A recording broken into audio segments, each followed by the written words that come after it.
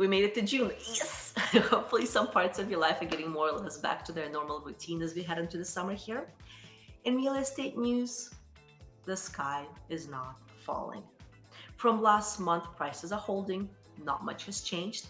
So let's talk about the supply and the demand of things. First, the supply. We have had a huge shortage of housing inventory for well over a decade. Huge. I think in the foreseeable future, we'll see that gap closed a little bit. Maybe it's not going to get us all the way to the equilibrium, but I think we'll see more inventory from sources that didn't exist before or weren't as pronounced before. So, for example, divorce. In other parts of the world where the COVID pandemic was a lot more pronounced, we have seen divorce rates just skyrocket after people were stuck at home with their families. Fortunately, unfortunately, it's a fact of life, and people will need to liquidate their home, part their ways, maybe buy two new homes. But that's inventory that wouldn't be there necessarily before, at least not at this point. Then we're probably going to see non-owner occupied homes. It's got two parts to it.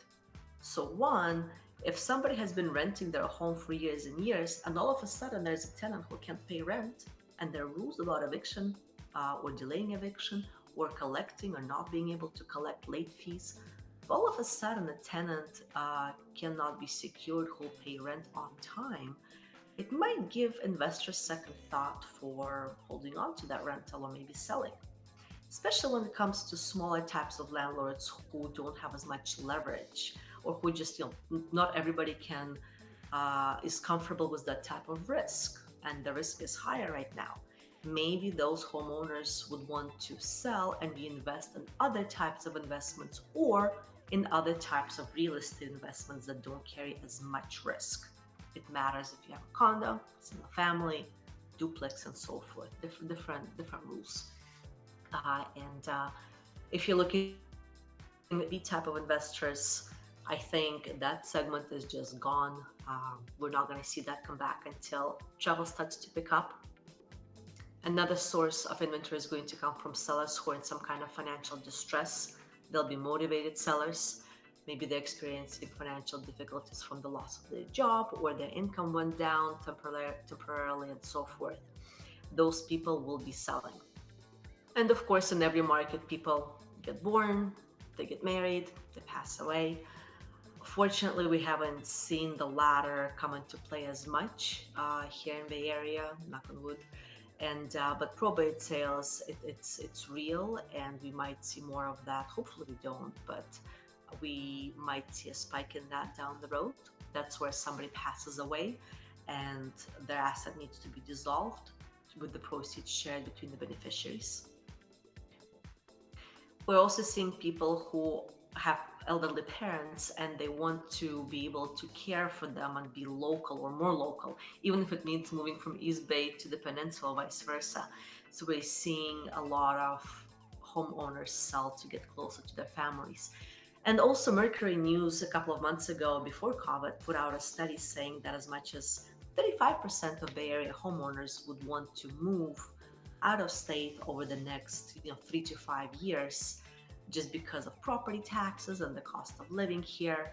So I think with the shelter in place that we've had, a lot of people who might have been hanging out here for a few more years, maybe it's going to push them to get moved sooner. And it's absolutely true that there's some companies who are saying you can be based here for work, you can work remotely. Take Twitter, for example. I mean, somebody can work remotely forever and just opt out as an employee to do that. It's going to be interesting, but that wasn't the case before. So from an inventory perspective, we are seeing these new sources, which I think are going to give us a little bit of a bump in there. How much? We shall see. Demand side of things for housing, we are seeing still really low interest rates for loans. That is definitely helping buyers with their affordability. There are lenders right now that have started to offer lower rates for buyers with at least 20% down payment. If somebody has less, the interest rate might be a little bit higher. Kind of depends more now than it did before. But rates are overall still low for everybody. The quantity of buyers I feel has been reduced, but I feel like it's only the looky-loos and the wishy-washy, not really serious buyers who left the market, and the ones who are left are the really, really serious ones. Multiple offers are still a reality. It depends on how the home is priced. Before, homes used to be priced a lot of times below where they were supposed to sell. So they'd be listed here, sell here. Right now, we're seeing more of a balance. Homes are listed where they're expected to sell. Although there's a good chunk of them that are overpriced because sellers are not willing to face the reality, or they have the market sentiment from the last cocktail party. So everybody's situation is different. And in my perspective, depending on the micro neighborhood, it's really easy to tell if a home has certain kind of activity from buyers, generates certain number of showings every week, and so forth. We can tell very quickly if the market thinks that a home is underpriced or overpriced. But if it's priced correctly where it should sell, in the vast majority of Bay Area neighborhoods, we're seeing that it will take a week or two to get a home sold. So kind of back to the pre-COVID days. And we will have multiple offers. Some buyers do lowball, sellers are not biting, they're holding out. And it's a case by case basis, but overall things are kind of holding. Buyers are out there, sellers are out there, and companies are still hiring. And in terms of, will we see an inflow of people from other parts of the world and the country coming into the area like we did before? I don't know.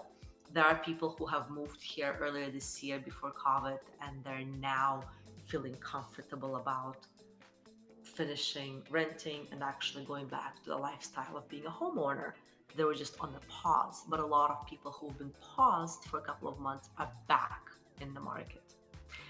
Can't wait to see what happens next. I'll update you next month. Thanks for watching and take care.